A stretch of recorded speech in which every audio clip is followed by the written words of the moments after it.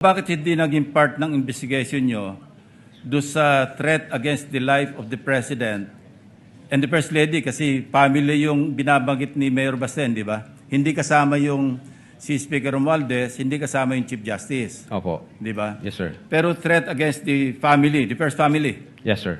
as mentioned by Senator Judge Rafi Tulfo. Yes, Your Honor. So, ang sabi mo, hindi naging part ng investigation nyo do sa inyong investigation report or sa affidavit of investigation, yung open source ng maisug. Hindi po siya speech. nakasama, sir. Bakit hindi napasama? Open source din yun eh. That could reinforce yung inyong theory o yung conclusion nyo na meron talagang serious threat against The first family. the President and the others.